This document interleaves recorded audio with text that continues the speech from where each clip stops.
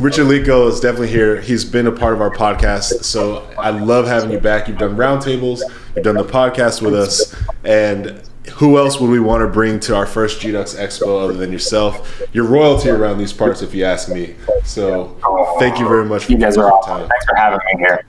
Well, it's we're actually starting on time right now, so whenever you're ready, Richard, the landscape is yours. Yeah. All right, can you guys hear me all right? Because I can't hear myself, so we're good though, right? We can hear you perfect. Yeah. Yeah.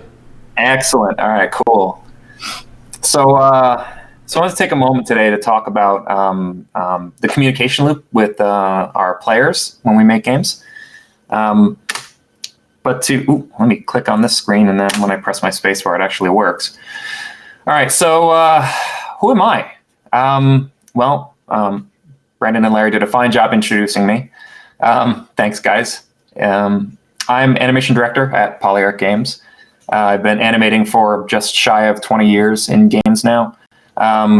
Contributed to 13 games plus DLCs and whatnot. And been having a lot of fun in this industry.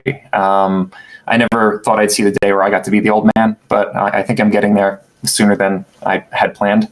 And I got to work on all these cool games here. So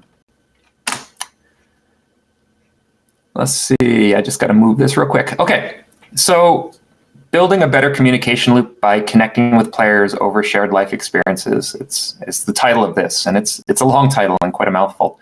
It's kind of like a Bryan Adams song from the 90s.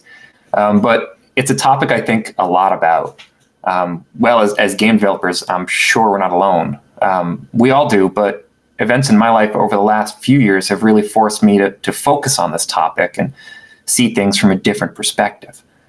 Primarily having the opportunity to create VR characters who do more than respond to the traditional button inputs have brought this topic to a forefront for me, and I wanted to share some of the thoughts I've had. Perhaps if I'm lucky, maybe even inspire some people along the way. That's why we're here, right? So this is about us, the developers, and our relationship with our players. So traditional entertainment, mediums such as film, books, music, illustrations, they're a passive media, they're a passive entertainment, meaning the user's interactions aren't necessary to enjoy the entertainment itself. This means that us game developers, we need to see things a little differently. When a player presses the A button on a Famicom controller here, there's an opportunity for us. Not only are we communicating our designs, our intentions, our art, our stories, our creations, players are communicating back to us. They're giving us the opportunity to get their input, their opinions, their intent. So a press of a button is a conviction. They're opening themselves up to us, right? Now, I know I'm not saying anything revolutionary here. We kind of all know this as game developers. But we may not all realize just how powerful this interactivity is when using this communication loop to leverage the player's emotions. So you see, up until the last decade or so, gaming has been in its conceptual phase, meaning game evolution of the past consisted of simple advancements like making a sprite look like a human or making a floor look like a floor. Essentially, advancements were about the technology itself. What can we do with new hardware X that we couldn't do before? So much like early film was centered around the gag as the primary means of entertainment, early games were primarily a test of skill. Most games revolved around a score or the notion of completion. It wasn't until somewhat recently that games began to focus on a more wider range of human emotions. So it's not a language we have a ton of experience in. And passive media has been around a lot longer than games. So film directors, musicians, painters, Rihanna, who gave a great talk on this, they all have a longer history of eliciting emotion from their audience. Yet many of us have roots in these other forms of entertainment, so it's natural for us to leverage that knowledge as we move to game development. But since those other forms of entertainment don't have the same interactivity as games, we often rely on non-interactive, linear time to draw emotions from our players. This is why games trying to tackle more complex emotions will often rely on sweeping cinematic scenes, for example. Now, film is often referred to as one of, if not the biggest influence on game development. And oftentimes when people dissect a film, they'll talk about the story. The story in Avengers Endgame is about the snap heard around the world and the following events. But let me ask this question: what makes a good story? Is it really the event progression? You see, emotions are a fairly abstract concept, which are actually quite difficult to describe. If I were to say a particular film has emotions, you'd likely be confused by my statement unless I was talking about Inside Out here. The English language has no word to define a sequential set of emotions centered around events, at least none that I'm aware of.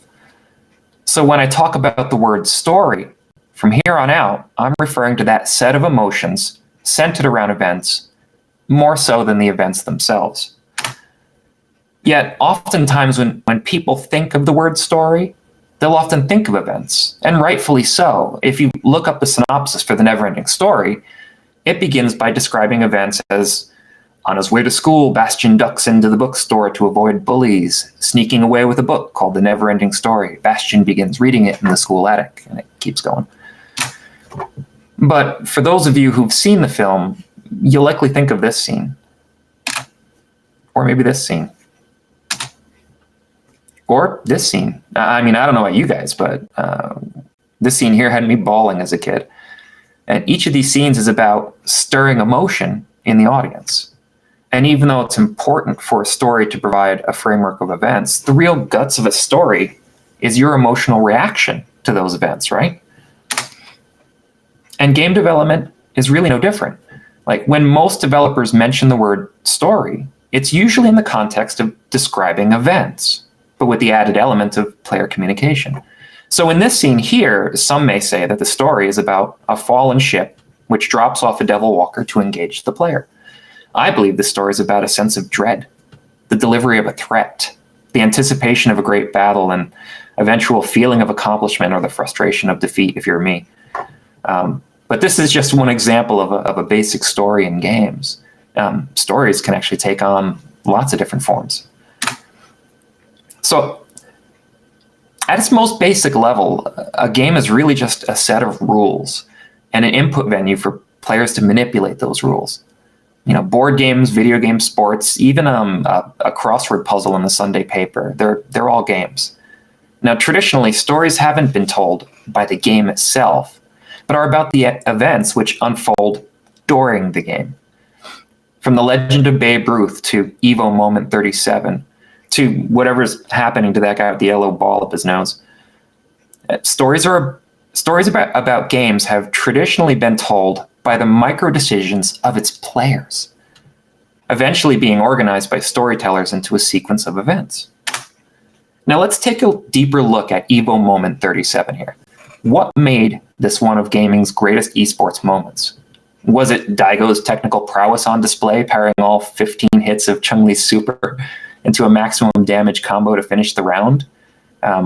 Was it the fortitude to do it in a clutch moment under so much pressure? Well, yeah and no. And these are facts. They're undisputable. But the real reason it's such an incredible moment is because we, as gamers, can share in both of their feelings. We know what the exhilaration of hard-fought success feels like, or how the shock of having something well fought for taken from us. We have empathy for both players. We have an understanding of how insanely clutch such an outcome actually was. We even feed off the audience's reactions. These emotions are a shared social event that we're all part of. Now, given the rise of social media and streaming, many stories are being made every day within the confines of Fortnite and other hot multiplayer games. And it's not just the events inside the games themselves catching our attention. It's the stories about the varied personalities of the streamers. The things that they say or do in and outside the games are our stories. When our favorite streamer suffers a horrible breakup and then you watch him crush his opponents in Fortnite, you're not just seeing him win, you're feeling his anguish because We've all been there. But not all games are built around the player's actions being the story. God of War, for example, is about Kratos, an anti-hero once guided by pure rage, now needing to move past that so he may raise his son who knows nothing of his past. And it takes place in a world meant to make the player feel small. The events of the story are important to frame the context, but the real emotion from the story comes from our own lives. It comes from the moments we've experienced, which allows us to have empathy for Kratos and his son. That feeling of rage and how difficult it can be to control it. That sense of responsibility towards someone who depends on you. And when I had kids, it makes a big difference in your life. The shame we all feel for dumb things in our past, and the real genuine fear that people we love may judge us harshly for them. The Last of Us is about surviving the zombie apocalypse and shotgunning clickers, isn't it? Well, at least on the surface it is. I mean, it's really actually about puberty and the death of loved ones and family bonds and the dangers of having hope and seeing it crushed. It's about the moments when Ellie loses herself in rage and Joel tries to hold her close to remind her that she's not alone. Again, it's about us. We all know what it feels like to lose someone close to us, to feel hope and have it crushed, to turn to family in times of need. You know, The Last of Us reminds us how cold the wet air in the fall can actually feel, or how majestic a giraffe can be up close. And Naughty Dog plays on our empathy and reminds us of our own humanity. And even games that seem like they're made to embody the essence of fun can have an emotional component to them. Like Insomniac's Spider-Man really makes you feel like you're Spider-Man. Sure, there are emotional moments and some weighty topics and even an unexpected death in the game. But what stands out to me here is just how much it felt like I was Spider-Man. That feeling of swinging through the city, of having lightning reflexes, of having great responsibility with his great power. When I see a crime, I actually felt a bit torn between continuing the narrative and going off and saving the city. Insomniac did an amazing job at sparking my imagination, and they gave the fantasy enough sense of realism that I could immerse myself. And sometimes the world itself can touch our emotions just as much as a character can. Now, Red Dead 2's Wild West felt real to me. Like, their representation of everyday life is just astounding. Like, when an old steam engine would go by, I just watch it. I'd pour over all the incredible items in one of the general stores and then walk out and accidentally shoot somebody when I tried to run, then run from the cops forever. I mean, I'd watch the sun slowly set, wondering what the wisp of smoke in the distance could be. I'd practically feel the heat while standing in the sunshine in a field of wheat, or feel the chill of the cold when Dutch's gang were holed up in the start of the game, or smell a campfire as I listened to some drunk fool sing before passing out. Not only because of the artistry of the game, which was amazing, but because of my own life experiences. And in our game Moss, Quill may be out to save her Uncle Argus, but the emotional touchstone of the game is how she looks at you like you're the most important person in the room. How she'll react to moments of gameplay and share her feelings with you. How she'll show vulnerability by allowing you to pet her, or show excitement by asking you for a high five, or feel the adrenaline rush of a difficult battle and vent it by kicking a dead snake, something you wish you could do in that moment. It's feeling a co-presence inside a VR world that feels alive. It's the same feeling you get from your everyday life. Like, it's that sense of familiarity, but in this fantasy setting. It's just like having, your pet sit next to you when you were doing your homework in high school, or when your friend was so excited about scoring her first dream job and she shared the news with you. So if story is just as much about the emotional takeaway as it is about the events framing the emotions, I'd like to ask, are the linear events always necessary? And if the answer to that is no, it seems they may not always be, then what type of content should we be authoring to drive this emotional reaction in lieu of the standard linear narrative approach, when long cinematics and expensive storytelling are not ideal? So to answer that, to frame some things here, this industry has a wealth of varied perspectives, and we each see the world from our own unique lens. So my approach to answer this question is an amalgamation of my experiences and my priorities. I'm lucky enough to see the world through the lens of animation. The definition of animation really says it all. Animation, a noun. The state of being full of life or vigor. The English adjective animate, meaning alive, comes from the Latin verb animare, meaning to give life to. That's from the Webster's Dictionary. And it's important to drive this home. Animation is the art of bringing things to life. Now, being an animator is a constant reminder to dissect life, to consider not just the way a person walks, but how humanity has even evolved to a bipedal stance, how the walk being observed tells a story of that person. We observe which leg bears more weight and how the body behaves when shifting back and forth. We look for markers that may betray a person's thoughts, or how confident does this walk even look? Who's the guy in the white pants? Are they sad, happy, scared, nervous? We look for variations in the steps that may denote a medical history. We wonder where they're going or where they've come from, and this is just a walk. Although the observation of life primarily refers to living beings, this also applies to the world which supports life. Things like physics, where a walk can be described as a controlled fall governed by gravity and friction. We're aware of anthropomorphic projections of the inanimate. That car looks like it's smiling at me.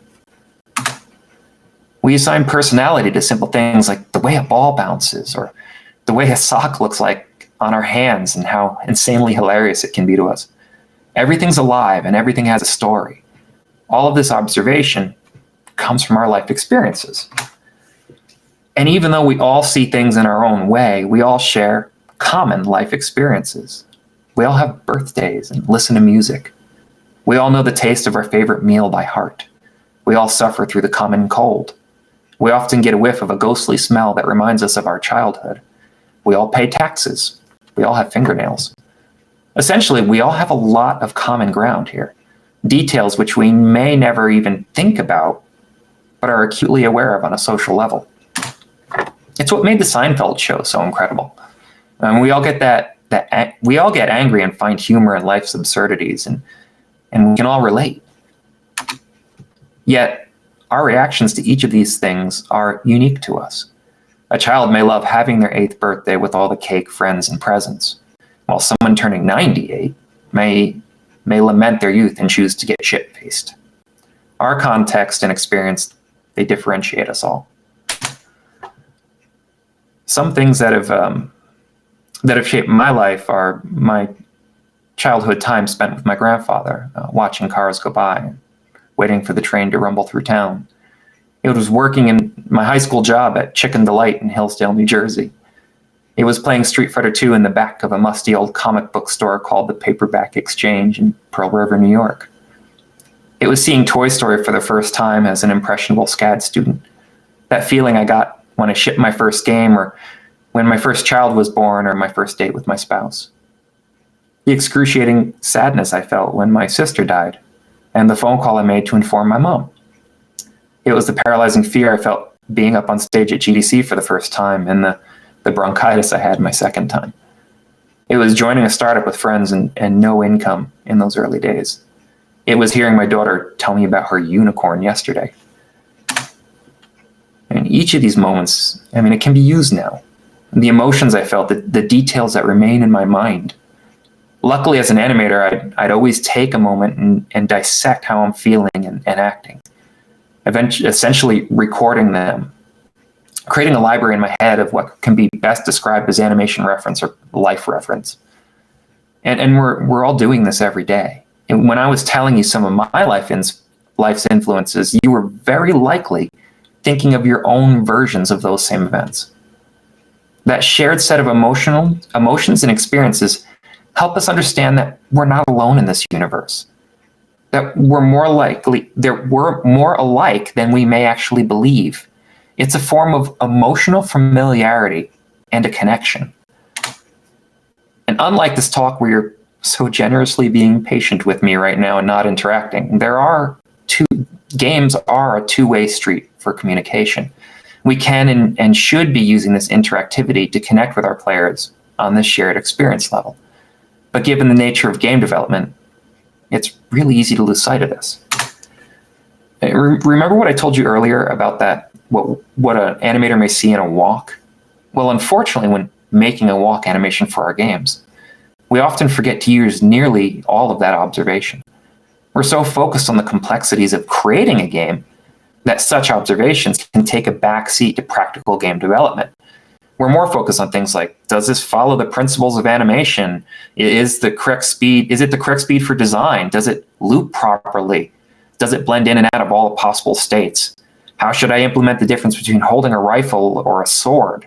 Now, honestly, I can keep going here. The point is, there's already so much we need to know just to create a game. It's easy to get lost in the minutia. But if we choose to be mindful of this and do our best to remain conscious of the bigger picture, not get distracted by the onslaught of competing needs, we may be able to maximize the effectiveness of this communication loop built around a shared set of experiences. But how exactly do we do this? Well, for animators, it means making animations, not motions. People who are not animators often believe it's our job to make stuff move. But that's like looking at the ocean and saying, it's water. A true statement, but a simplistic glance at something vastly more complex. There's a huge difference between animating and creating motion. A character who moves isn't necessarily animating, and an animating character may not always be moving. A picture of a character walking, or a picture, just imagine in your head a character walking from point A to point B in your game. Now, of course, that character will be playing a walk locomotion clip. But if you can see their soul, see who they are, watch them glance at objects around them, watch them have emotional reactions to their situation. If you could see them thinking, then your character's animating. But if the character simply locomotes with a vacant look, they're not animating. They're just moving. Both examples meet the basic needs of a game, but only animation can reach the player on an emotional level. This means that although the execution of the content is important, it's the idea behind the execution that actually matters most.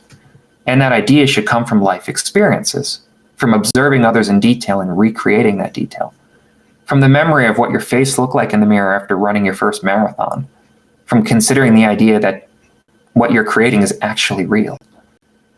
That library of reference in your head, it should be your guide. When your ideas are honest, meaning derived from genuine life experience, players will relate to your game on a more personal level, and they'll connect with it in ways that transcend the base mechanics and want to be enveloped in what feels familiar. Film is especially adept at this communication. They've got a lot of practice under their belts. In Toy Story 3, when Woody and crew were facing their demise, what made the scene so impactful wasn't only the fact that they were facing their own mortality. It was the way in which they chose to act. It was the subtle glances, the introspective expressions, seeing the conflict about being grateful they're not facing it alone versus knowing each and every one of them may die. Every one of us could relate, not to the specific situation, but to the emotions that they're portraying. We're seeing the life experience of Pixar's staff, and we're drawn to the familiar.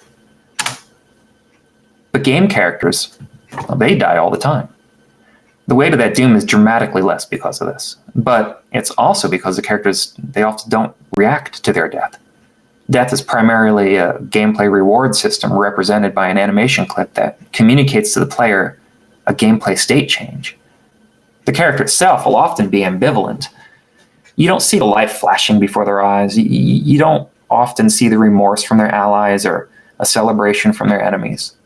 It happens. In most cases, the gameplay is satisfied, but genuine life experiences are absent, and a shared emotional familiarity is actually missing. And there's a lot of other gameplay systems I can say the exact same thing about. Firing a weapon, swinging a sword, opening a door, pressing a button. We're often so focused on communicating the gameplay information quickly, so we forget to have our characters communicate their reaction to it all using genuine human emotion. And I thought a lot about this when animating Quill. In Moss, when Quill is accidentally run into the water by the player, she'll instantly sink to the bottom and perish.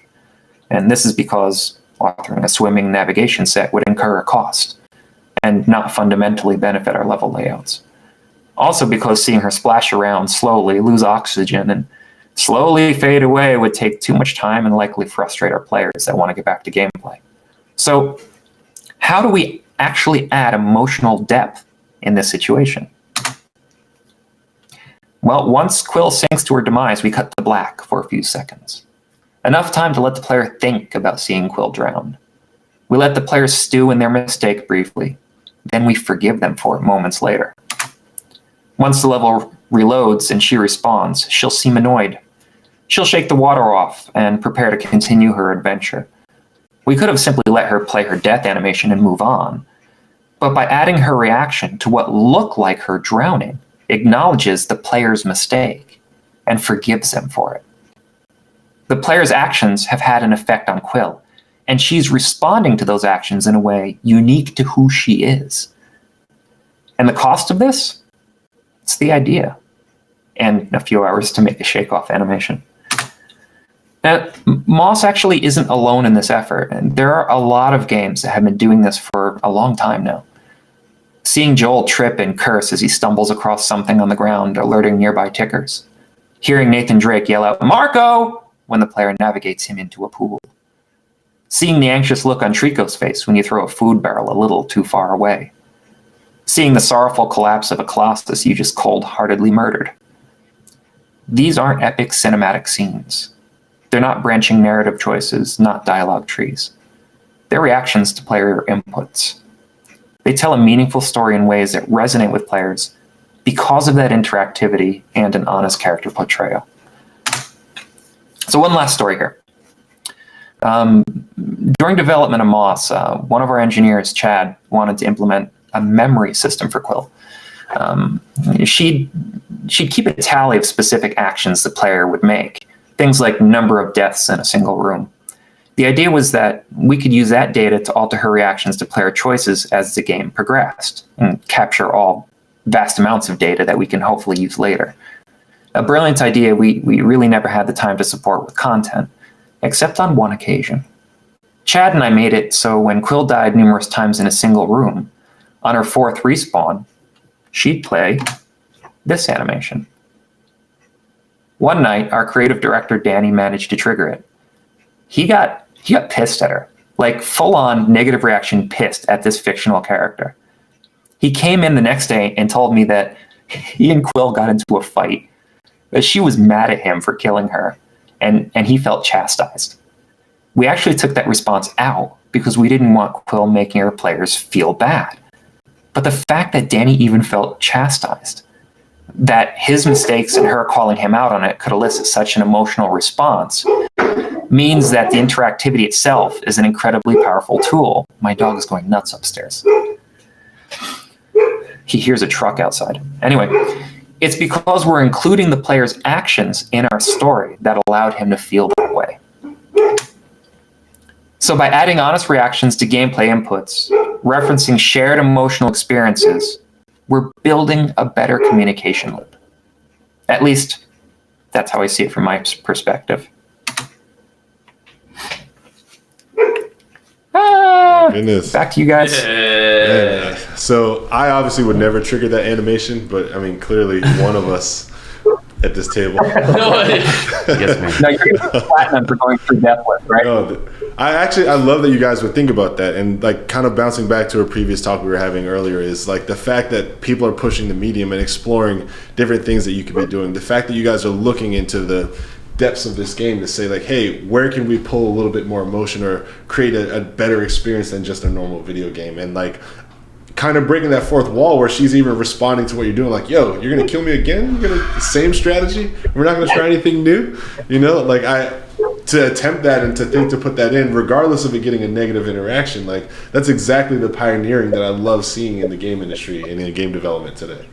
Like taking those risks and doing unique things, you know? Yeah, it's a lot of fun. Well, I'm sure. No, I don't know. Nothing deep here. I didn't really ask you a question, so it's fair enough. Well, I mean, I think it's worth noting, right? Because we actually kind of broke into your talk right away, right? Yeah. So it's best kind of know a little bit about your background. So, Richard, you worked in the AAA industry for a long time. You were at Bungie 10 plus years before you went to work at Polyarc. Yeah. So you have a good mix of realistic and stylistic games under your belt at Big this point. scope, small scope. Yes, and so the difference is there, animating for those two different styles. Do you still feel like a lot of that, of course, stems from life experiences, but how far do you push and pull when you're designing for those two different type of games? Well, I don't consider those types of games all that different. I mean, if you actually look at Destiny, there's a lot of moments where you can connect with players. Like, let's say you've got a good kill in PvP, and then we've got this emote system that we put out there. And then we've got, like, the perfect emote to essentially communicate how you feel about that kill, whether it be some version of teabagging or some dancing or something. Like, that's actually telling a small story and communicating player intent and delivering a sense of emotion to players. A lot of times in that situation, it can be a negative one, but whatever. But there's also like the telling of the traditional narrative. It's something that like we focused a lot on when we were making Halo. Trying to really make the Chief feel like a character you could connect with, but also some reverent hero, and trying to find a nice middle ground for those moments. And even some of the games of my past, working on the Condemned series, we were trying to scare the hell out of you, and that was an important aspect of the game. But what made it scary wasn't like boo. It was more the psychological horror. Like, there was a moment where, and I had nothing to do with this, but I thought our designers were fucking brilliant with this. So, where you were walking down this hallway, and then some mannequins would appear behind you, and you'd turn and look, and you'd see the mannequin, and then you turn back around, and then there would be another one in front of you, and then you turn back around again, and now there's like 4 of them behind you. Oh. And they didn't do anything. It was kind of like just a hallucination, but it really affected people. Yeah. And it was the psychological horror. It was connecting with people's emotions. It wasn't just, the story of blood dripping down a wall or something. Yeah. And you only get so many jump scares anyway, so like clearly you can't use that as your primary vehicle. But any movie you've seen, and I'm not going to give you a class on horror, but I just love that, like, if I show that there's a threat, you can hear the threat, you can smell the threat, you can almost feel it, but it's just not attacking you or not with you yet. Like, prolonging that period of time is like my favorite part about any sort of scary experience. It's like, oh my God, when? I know it's coming. I know, but when? And like, please just tell me, you got me. You know what I mean? Like, that's my go-to, at least when I'm doing horror stuff, is I try to I just prolong it as long as possible until you're almost like pissed off that I've done it, and then I smack you with it real quick. Yeah. And no innuendo whatsoever. Well, I mean, Richard, obviously we've been having you on the podcast a few times. We have actually a lot of new viewers here who are barely getting to know us. So we probably covered this question before, but at least it's worth noting again. You went from a pretty nice stability before jumping on to work with a passion project, essentially, right? With a team full of like-minded colleagues at a pretty later in your career, right? Which is probably the scariest time to do it.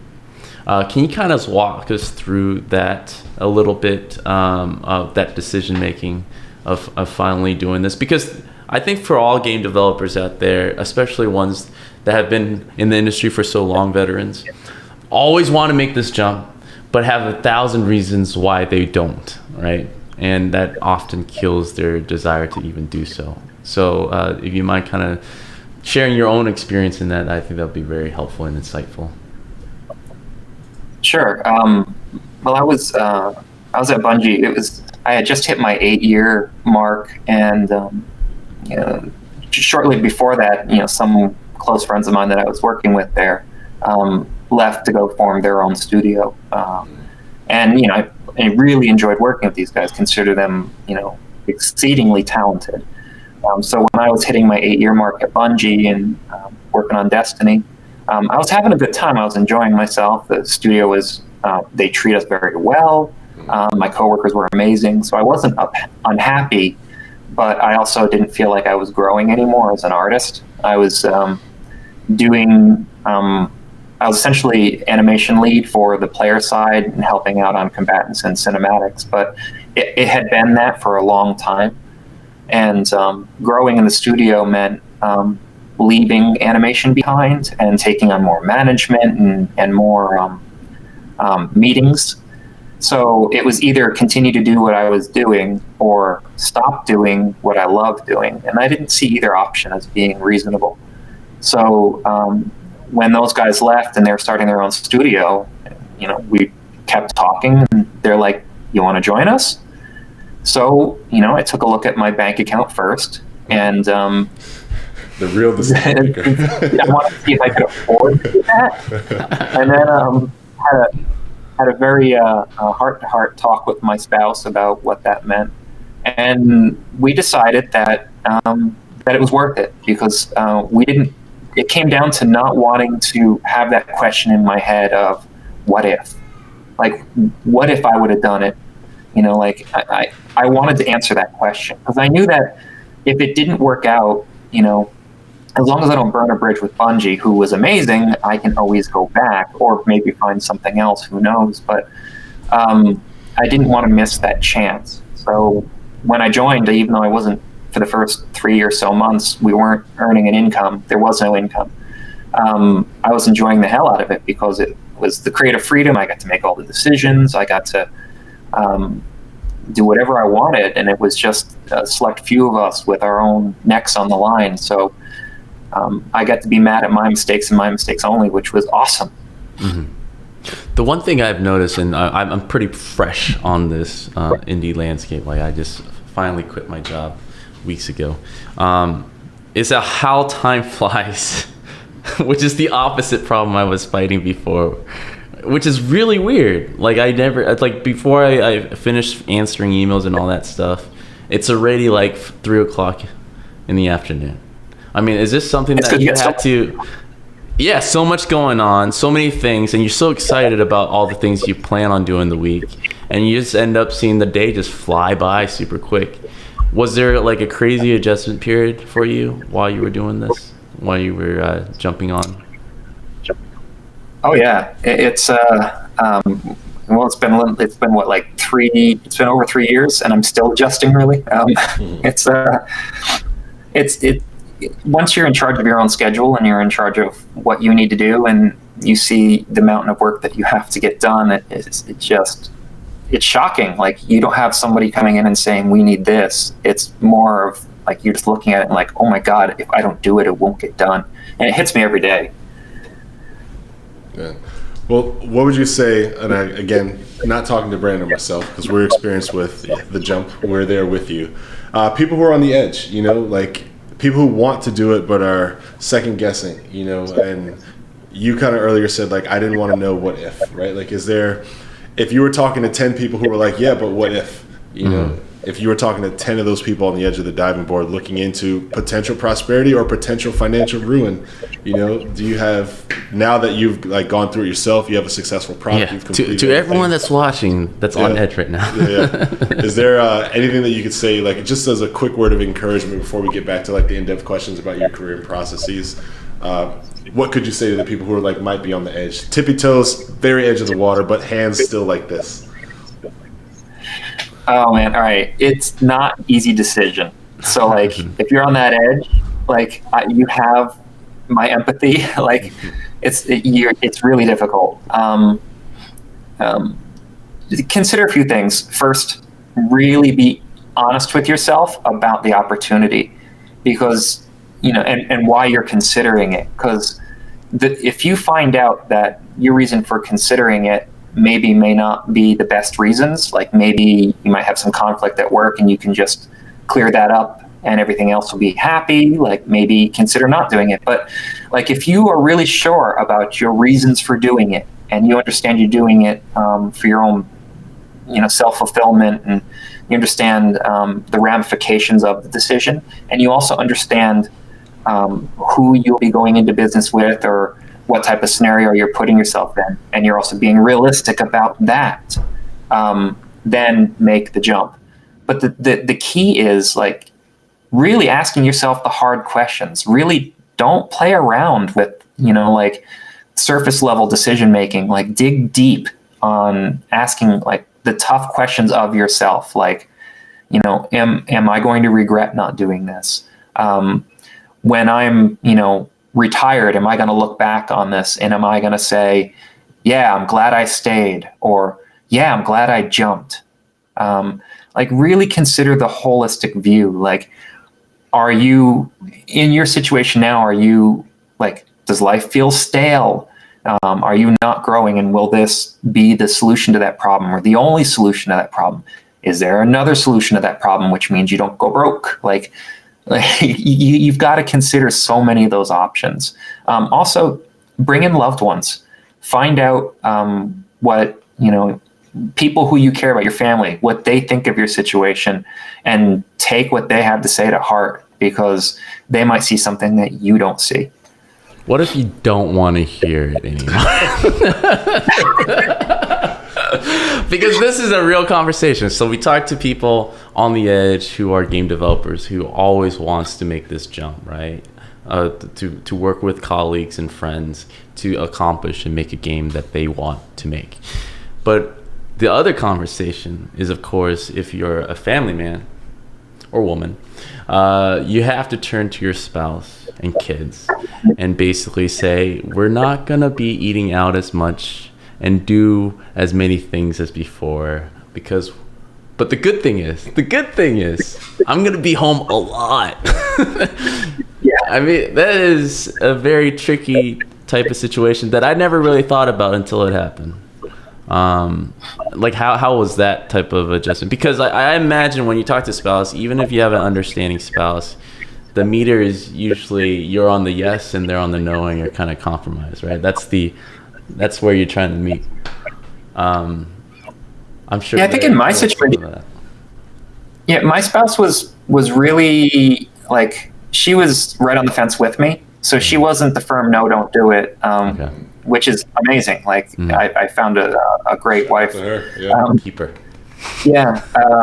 So with her, it was really just a very pragmatic discussion, which I think made things a lot easier to work through some hard topics. But the thing about my kids, that was the hardest part for me, because I didn't want to be like, I'm sorry, honey, you can't go to college. Daddy made a shitty decision. Like that's not the type of message I want to send them. So I had to make sure that, like in my son's case, because my son's about to go to college, he's of the age, I had enough put away for him that, with some scholarships and a little bit of financial aid, he can go to college, but I've got it primarily covered, right? Oh, nice. And then my girls are young enough to where I don't have to worry about that for another 15 years. Mm-hmm. So, the timing was important, because, my son's covered, but can I, if this is a mistake, can I recover in time to build up a college fund for them? But I also didn't want to send the message to them that you capitulate. Like I wanted them to see that daddy was willing to take some risks for his dream, and that daddy was willing to work an ass off to make it happen. And like it's a good parenting technique too. Because if they would have saw me just stay comfortable at my job for the money, I mean, yeah, that's certainly the responsible thing to do in a lot of cases. And I think there's nothing wrong with that decision. And if I would have made it, it probably would have been just an equally good decision, but a completely different lesson. And I think that, the lesson I grew up with was don't do the risky things. But the lesson I want to teach my kids is more of the evaluate the risky thing and really make sure it's okay. And then don't be afraid of it. Right. I think that is very in line with what we do as creatives. I think we're very risk averse, and we like that to kind of fuel our creativity, right? I think once we get too comfortable, we get bored very easily, naturally as creatives. And even if we have a stable job, even though, it is like somewhat exciting, right? If it's not all the way to the max, it's hard for anybody to kind of stay and justify. It's like, I only have like about 20 good years left. Do I really want to continue this? That, I do really well. I know what it's like, but I want to see what's on the other side. I'm sorry, second kid, you're not going to college, maybe. But you're putting it all on the table. It's like, but daddy, 7 or nothing. But daddy is making some life decisions right now that might affect you. But it's true. I think if anything, what we've learned, at least through the podcast and every business ventures we've had ever since moving away from AAA, or even juggling AAA at the same time, is that like the opportunities that open up that we didn't even know was there has been so much exciting, and we've learned so much from that in the same span of time that we spent in a career in our cozy job, which is something that I think a lot of developers out there don't realize, where if they're sitting behind the desk and they're earning a good living and their game is somewhat exciting, that there's a whole world for game developers out there that's opening up, that they're closing themselves up to. I'll just jump in real quick. I think that if you can afford to be comfortable in your job and you like just having your responsibilities, like you've got stuff on the side, you got your 401k, and it's like, I go to work, I do X, Y, and Z, and I go home, I have time with my family and kids. Cool, like that works for you. I just would say if you are not well off enough that you can afford to be comfortable in that way, you should keep your feelers out there and looking for things that you can do to multitask, maximize or leverage yourself in a way to get more resources or to do something on the side that just makes it a little easier in the event that your comfort gets taken from you, because the necktie decides that your department's not necessary anymore. Yes.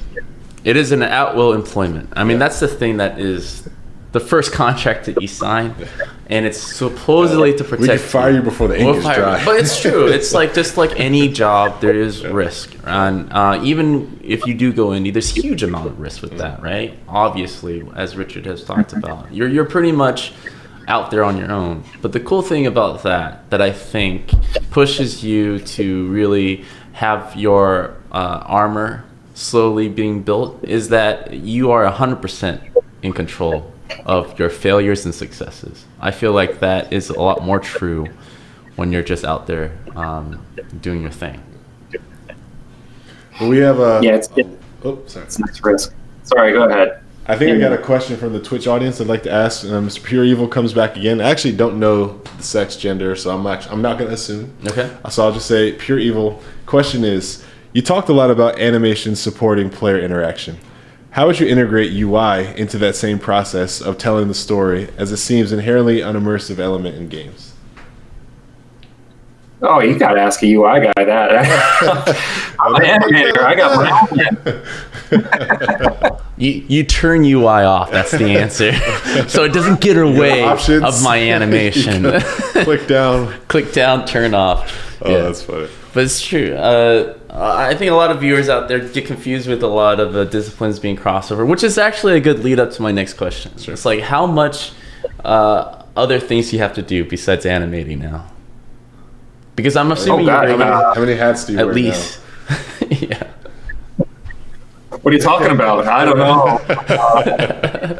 How many hats? I do rigging now, which I'm learning a lot, and I learned how much I didn't actually know when I started this. I'm doing a lot of the in-game setup now. I'm learning a lot of Blueprint in Unreal. I did some modeling for Moss, like I modeled the deer and a bunch of the bugs, at least the first pass on the deer. Trying to learn some texture mapping and all that kind of stuff inside of Unreal. I'm still not good at that at all. My plan is to do some effects and some scripting in Unreal next. It's awesome. Like, I love every minute of it all. So clearly your next step is your own company, one-man band, because you said everything pretty much. You got Blueprint, you got rigging. I don't think I heard sound design, so you still might need to work with a sound designer. Yeah. I'm triggering animations off of sound. That's cool. See? The more I talk, the more I start to discover what your next steps are. I love that conversation. It's like, can you do this for me? So trigger your own animation. Just go ahead and trigger it off. Oh man. Yeah. Well, Rich, we've had you on the podcast. Now we've officially had you on G-Ducks. Thank you so much for setting aside some time to help us do this. We really appreciate you being here, man, and supporting what we do. You know we always support you and what you do. So I definitely want to tell the audience, like, just go check out their game, go check out their company. I don't want to brag for you. If you want to take a minute or two to brag on your own behalf, how people can follow you, what they can look forward to coming from you before we transition and say goodbye, good sir. Okay. You can follow me on Twitter at Fufnu, or you could follow the Polyarc Twitter account, which usually broadcasts way more than I do, at Polyarc Games. And if you guys have Oculus Quest or any other VR headsets, we recently released an update to Moss called Twilight Garden, and that's for Oculus Quest right now. And then we'll be out on all other headsets in June. Some of the new things we're doing is we've got a Toad character in there that actually interacts with you on an emotional level, so it's a very relevant character to this talk that I just gave. And then I did a whole new revision of the combat set for Quill, so she's got a new weapon and a completely revamped old weapon set. So give it a try, have some fun. I wish we would have put some more enemies in there, but maybe in the future. All right. Well, Mr. Lico, I thank you for your time. Brandon's calling. Thank you guys. It's a real pleasure being here with you guys, and thanks for having me out on your inaugural debut here. It's really an honor to be a part of this. Man, the honor's all ours. Trust me. Your life is great. We're like, hey, can we convince enough people to try this with us? So we appreciate you taking that risk. Toes on the edge of the diving board, you dove in, and we got G-Ducks. So honestly, man, seriously. Enough mutual respect, bromance stuff. We really appreciate you, man. All right, thanks, guys. Appreciate you too. Enjoy the rest of it.